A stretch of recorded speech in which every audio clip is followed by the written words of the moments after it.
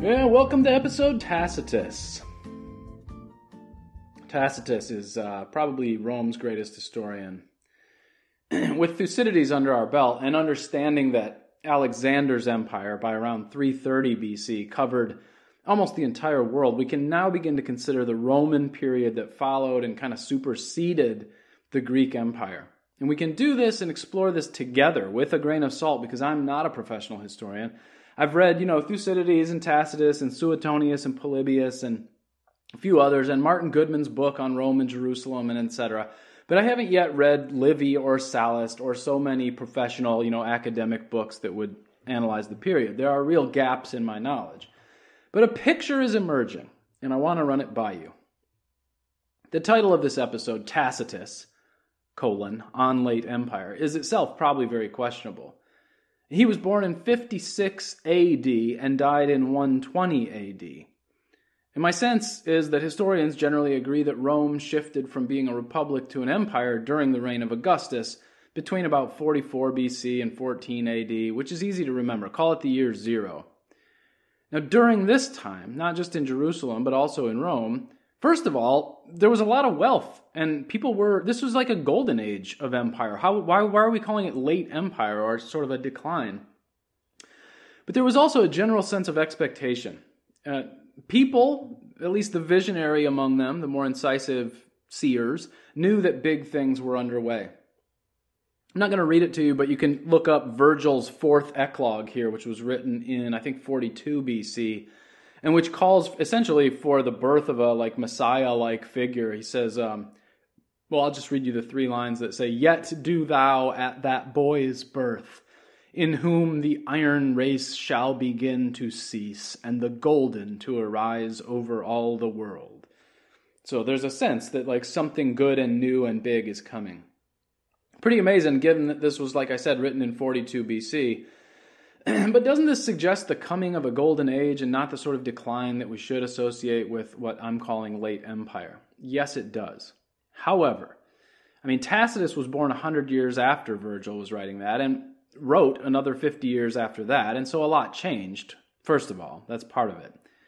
I suspect that the full title of his work that I'm looking at here today, The Annals of Imperial Rome, which, explicitly calls Rome an empire, would have seemed controversial or sort of cutting edge, even as late as 110 AD, in the same sense that calling America an empire even now surprises some of the more innocent among us. So what I'm claiming is that although Tacitus lived and wrote during what would be called High Empire or a Golden Age, he himself had a late empire mindset, which means he saw what was coming. Or perhaps he was closer to the flame, better able to perceive what was largely hidden from the commoner, who may have been rather innocently involved in certain pieties like sacrificing to deities or some patriotism, or who was distracted by the circuses or good wine, etc. So although the beautiful pantheon was still to be constructed during Tacitus or after Tacitus's lifetime, and so you might argue that Rome hadn't even peaked, Tacitus saw the cracks in the foundation. So what is this late empire mindset? The mindset is not all that different from an almost pessimistic realism. And what is it that brings one to this mindset? Well, in general, if I could sum it up in one word, it would be witnessing what might be called degeneracy in a widespread sense. And what was degenerating? Well, first of all, listen to Camille Paglia sort of describe what she thinks, she sees as a parallel between this period and our own. That historically, the movement toward androgyny occurs in late phases of culture. Okay, as if a civilization is starting to unravel. Okay, and that you can find it again and again and again through history in the Greek art. Okay, you can see it happening. All of a sudden, okay, there's a kind of there's the sculptures of handsome nude young men athletes that used to be very robust. Okay, in the archaic period, suddenly began to seem like wet noodles. Okay, toward the end. Okay, and that the people who live in such periods, a late phase of culture, whether it's the Hellenistic era, whether it's the Roman Empire, whether it's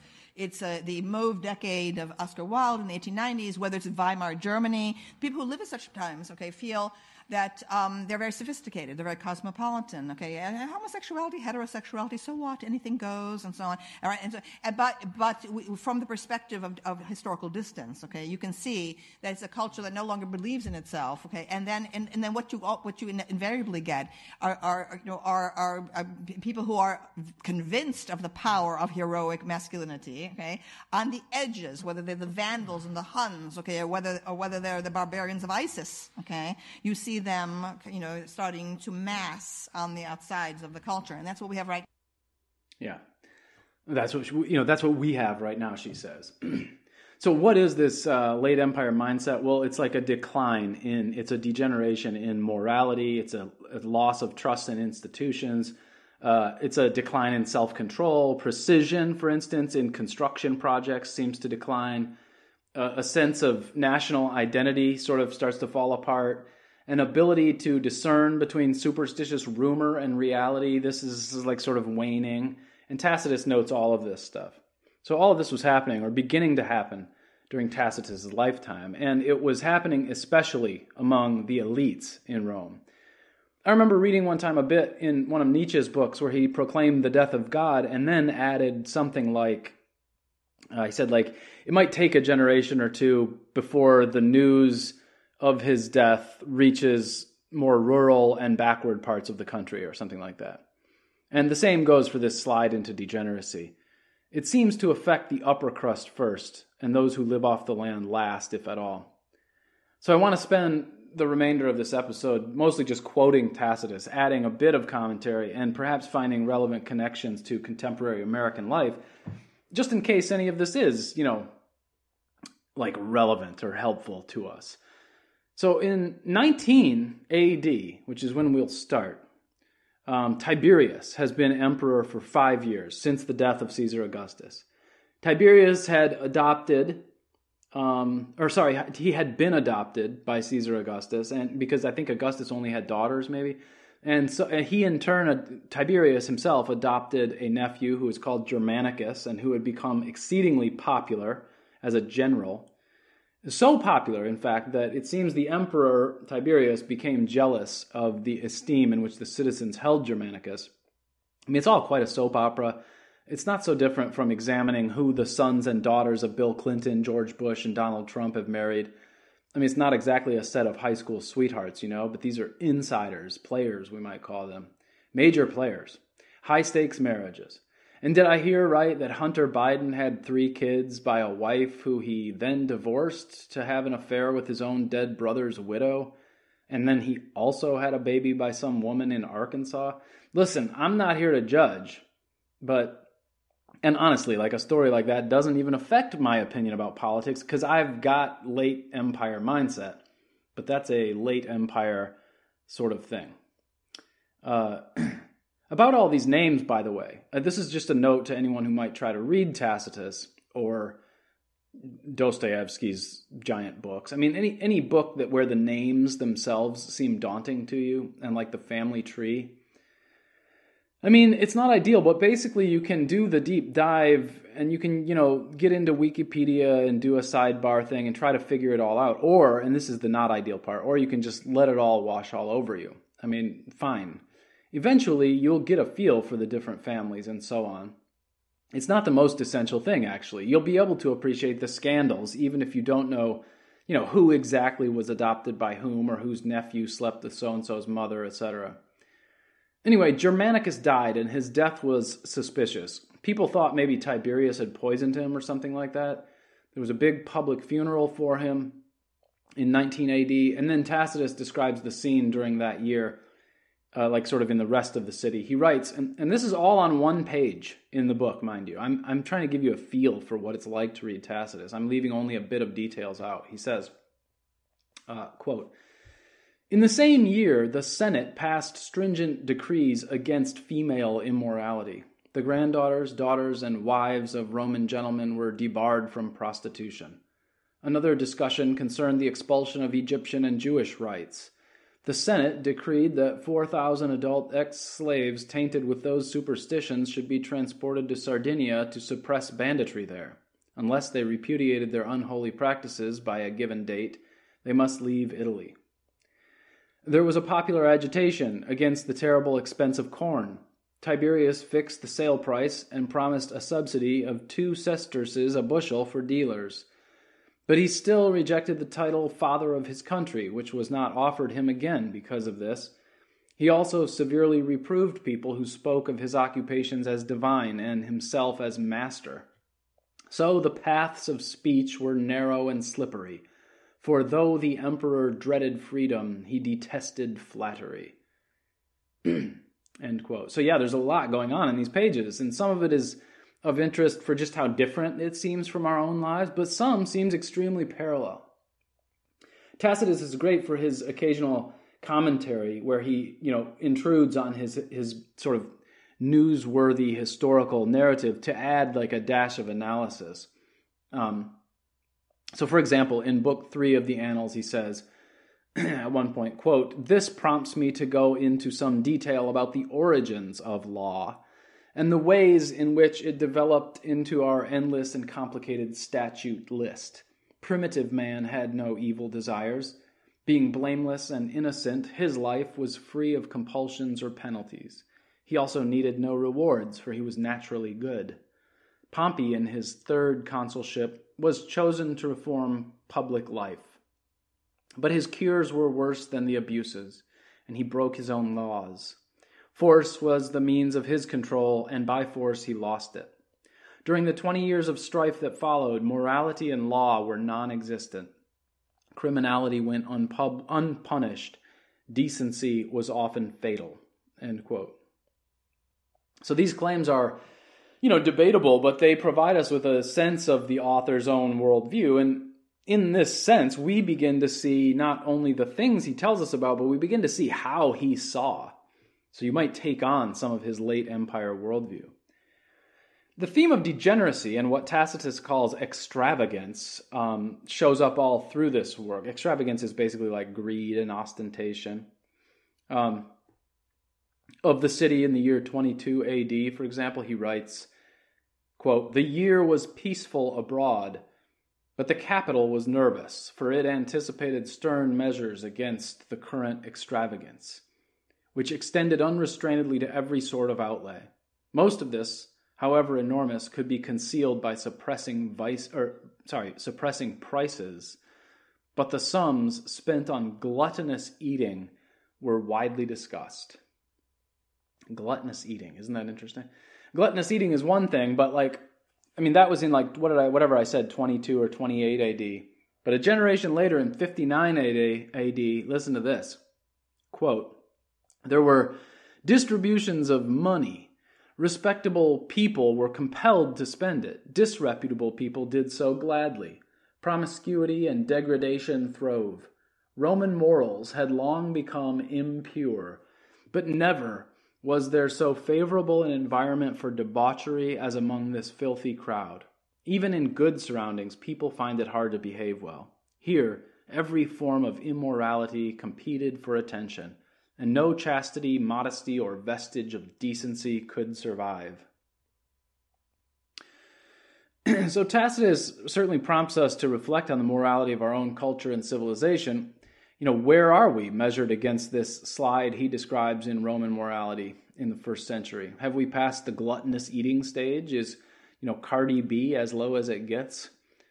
There are also in Tacitus very many kind of amazing one-hitter anecdotes, and I'll read you just one paragraph, but I could have picked any of 100 similar descriptions. Let me see, where is this one? So he goes, and this is in 26 AD. Quote, "A savage crime was committed in nearer Spain. As Lucius Calpurnius Piso III, imperial governor of the province, was traveling, unguarded since conditions were peaceful, he was suddenly attacked by a peasant from Termis and killed with one blow. His assailant escaped to a wooded country on a swift horse, which he there turned loose, evading pursuit in a steep and pathless country. But not for long. The horse was found and taken round the neighboring villages until its master was identified. Arrested and tortured to reveal his associates, he shouted in his native tongue that investigation was useless. His partners could safely stand by and watch. No amount of pain would make him confess. Next day, while he was being dragged back for further torture, he tore himself away from his guards and dashed his head against a rock, dying immediately. And notice in this scene, that's the end of the quote. Notice in this scene how Tacitus adds no commentary, right? He seems unimpressed. And he is. This kind of thing happened all the time. It was hardly more than the daily news. And it seems crazy until you realize, like, well, how different are we? I mean, honestly, like, that's the kind of thing that could happen.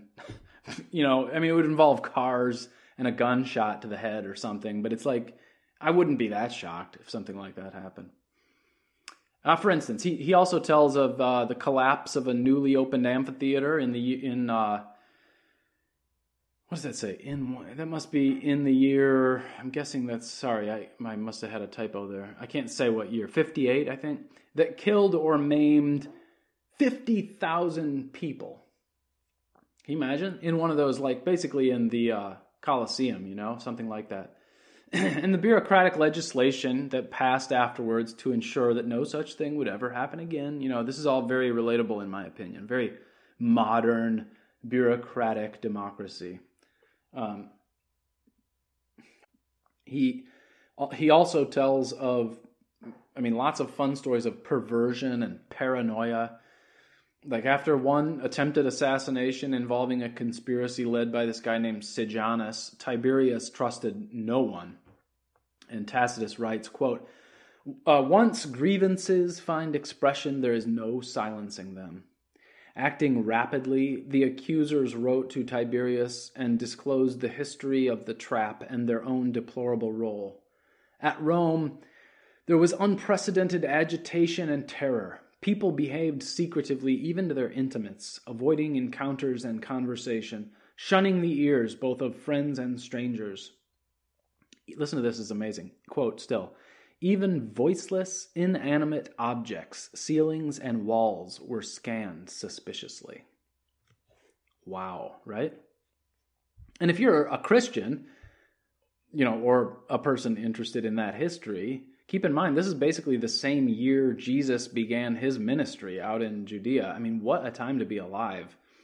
In the year 32 AD, Tacitus reports that, quote, "Tiberius crossed the channel and coasted along Campania, undecided whether to enter Rome or determined not to, and therefore pretending that he would. For his criminal lusts shamed him. Their uncontrollable activity was worthy of an oriental tyrant. Freeborn children were his victims. He was fascinated by beauty, youthful innocence, and aristocratic birth. New names for types of perversion were invented." Listen to this little clip from the BBC's In Our Time, featuring Melvyn Bragg and some expert on Tacitus. One is you can, as Catherine says, collude, and the most striking examples of those and the most horrifying examples are you start to bring accusations of treason against your fellow senators. People that you know the emperor is suspicious of, you collude by dragging these people to destruction actively. You actually you yourself, as senators, take them to the prison. You we watch their sufferings in shame. That means you watch them being tortured. Yes, I mean, the example he's giving of we ourselves hold, I think it's Helvidius Priscus off to prison.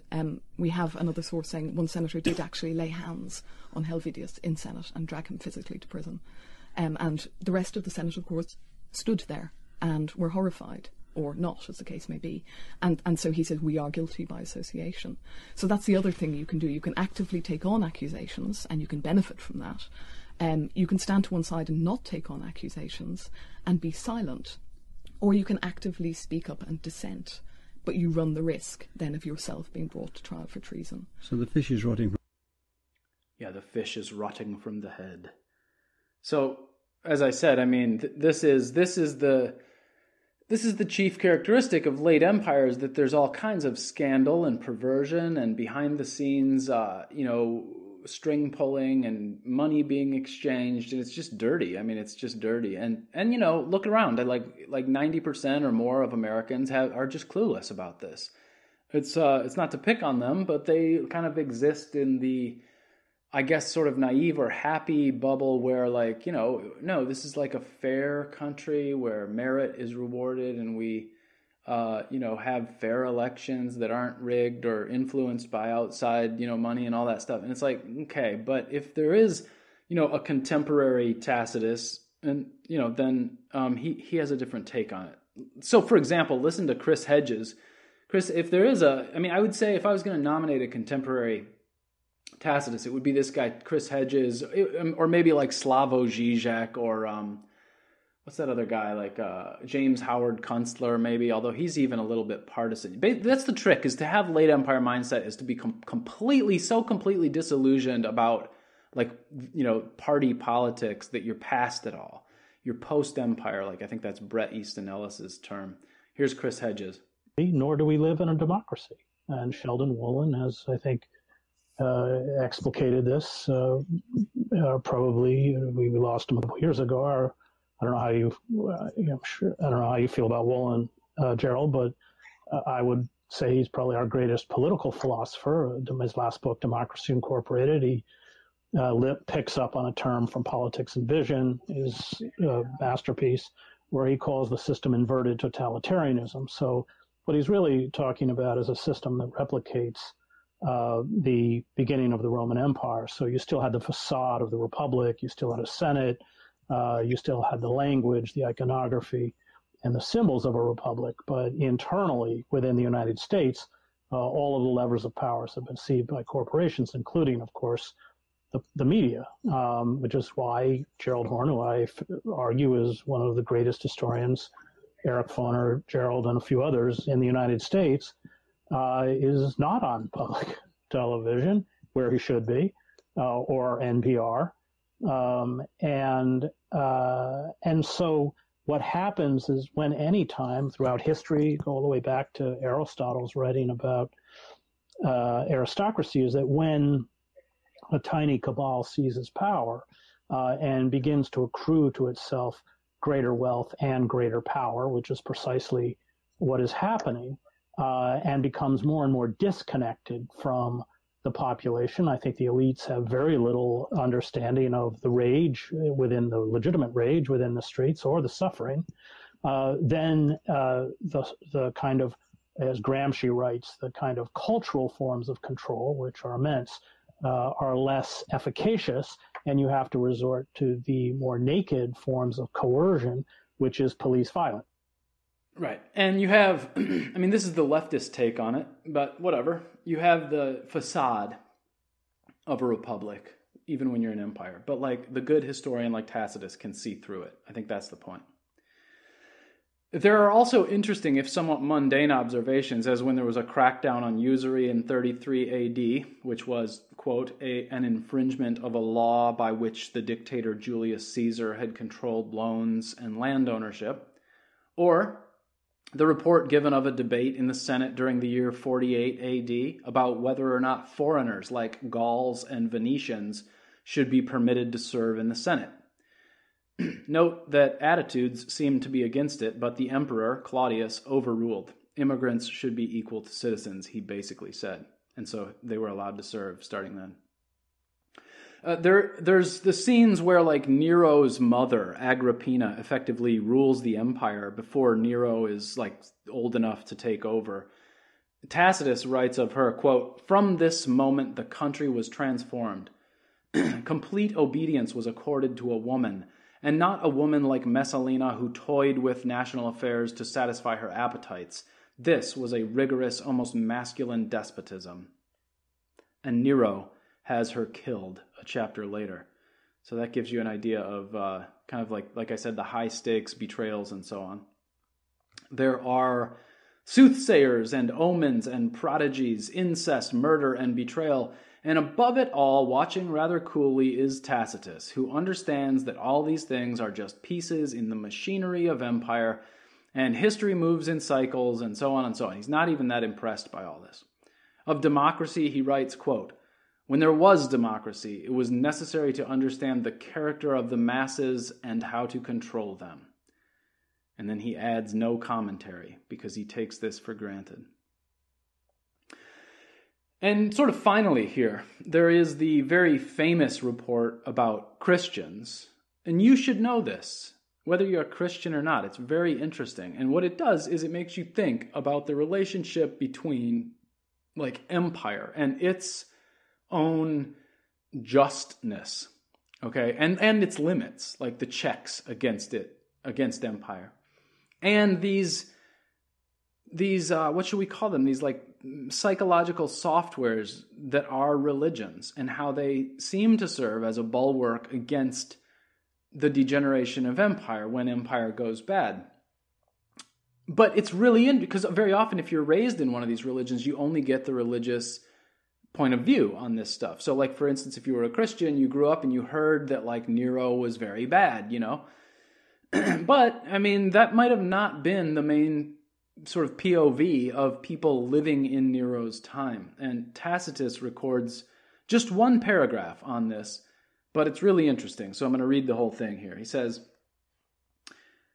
quote, but all human efforts, all the lavish gifts of the emperor, and the propitiations of the gods did not banish the sinister belief that the conflagration, that is the fire that burnt down Rome in 66 AD or 64, was the result of an order. Consequently, to get rid of the report, Nero fastened the guilt and inflicted the most exquisite tortures on a class hated for their abominations, called Christians by the populace.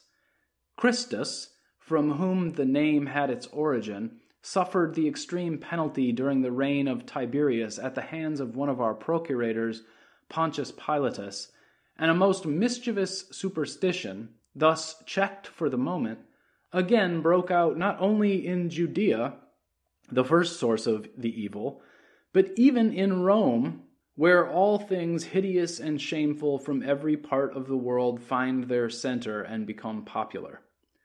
Accordingly, an arrest was first made of all who pleaded guilty. Then, upon their information, an immense multitude was convicted, not so much of the crime of firing the city as of hatred against mankind. And he goes on from there to describe the torture.